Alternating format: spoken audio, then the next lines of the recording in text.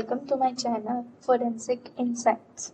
So today we will start the topic Introduction to Forensic Science.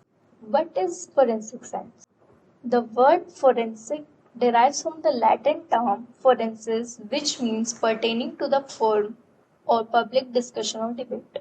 जो forensic word है वो Latin term फोरेंसिस से आया जिसका मतलब है pertaining to the forum. Pertaining to the forum मतलब कि related to court. Okay. Forensic science is multidisciplinary field that involves the application of scientific knowledge and techniques to investigate crimes and analyze evidence. Forensic science में बहुत सारी जो fields हैं वो involve होती है जिसमें हम साइंटिफिक नॉलेज और टेक्निक्स को यूज करते हैं क्राइम को इन्वेस्टिगेट करने के लिए और एविडेंस को एनालाइज करने के लिए. It play a crucial role in the criminal justice system by providing objective and reliable scientific analysis to help solve crimes, identify perpetrators and support legal proceedings. ये criminal justice system में बहुत ही crucial role play करती है, evidence provide करती है जिससे हम crimes को सॉल्व कर सके और जिसने भी वो क्राइम किया है उसे आइडेंटिफाई कर सके और लीगल प्रोसीडिंग्स में हेल्प करती है. Now nature of forensic science. Scientific methodology is used for investigation and analysis. Scientific methods use करते हैं हम इन्वेस्टिगेशन के लिए. It is a multidisciplinary field that integrates various scientific disciplines. ये मल्टीडिसिप्लिनरी फील्ड है जिसमें हम बहुत सारे साइंटिफिक जो रूल्स हैं डिसिप्लिन्स हैं उनको फॉलो करते हैं. Objectivity and impartiality are crucial in examining evidence. जब हम एविडेंस को एग्जामिन कर रहे हैं तो जो भी एग्जामिनर है वो पार्शियल नहीं होना चाहिए और एक पर्टिकुलर ऑब्जेक्टिव होना चाहिए उस एविडेंस को फाइंड करने के लिए. Findings are applied in legal proceedings to support justice. जो भी हमने एविडेंस फाइंड किया है वो लीगल प्रोसीडिंग्स में यूज होता है फॉर जस्टिस ताकि हम क्रिमिनल्स को आइडेंटिफाई कर सके और जो भी अगर इनोसेंट एज अ सस्पेक्ट है तो हम उसको रिमूव कर सकें. Ethical consideration and confidentiality are important. एक साइंटिस्ट है उसे एथिकल स्टैंडर्ड्स फॉलो करने पड़ेंगे जो भी और कॉन्फिडेंशियलिटी मेंटेन करके रखनी पड़ेगी. मतलब वो किसी और को अपनी इंफॉर्मेशन शेयर नहीं कर सकता. Forensic science continuously evolves with advancement. Forensic science जो है वो डेवलप हो रही है, और अच्छी टेक्निक्स आ रही हैं धीरे धीरे. limitations and uncertainties exist in interpretation of evidence. Forensic science जो है वो 100% एक्यूरेट नहीं है, उसमें भी कुछ लिमिटेशंस हैं. Now scope of forensic science. Forensic ballistics.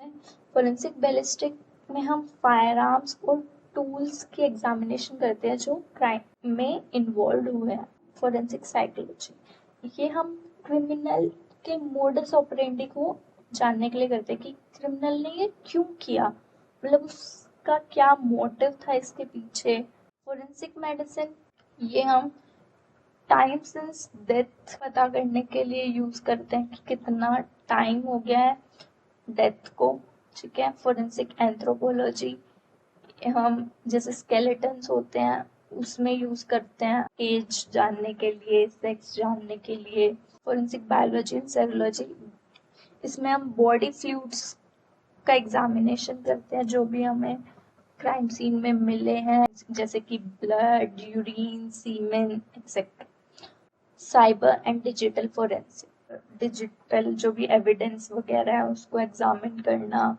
Forensic toxicology क्या होता है? फोरेंसिक टॉक्सिकोलॉजी में हम बायोलॉजिकल जो फ्लूइड्स होते हैं उसमें ड्रग्स की प्रेजेंस चेक करते हैं. फोरेंसिक एंटोमोलॉजी, ये इंसेक्ट से रिलेटेड होती है, ये हम टाइम सिंस डेथ के लिए यूज करते हैं. फोरेंसिक ओडोंटोलॉजी, फोरेंसिक ओडोंटोलॉजी में डेंटल रिमेन्स आते हैं. जो हमारे टीथ हैं वो डिग्रेड नहीं होते हैं और वो स्केलेटन में भी प्रेजेंट होते हैं, तो एज ऑफ सेक्स हम जान सकते हैं.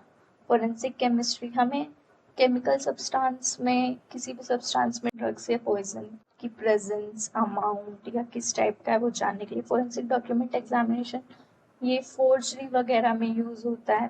फिंगरप्रिंट्स, क्राइम सीन में फिंगरप्रिंट्स मिलते हैं।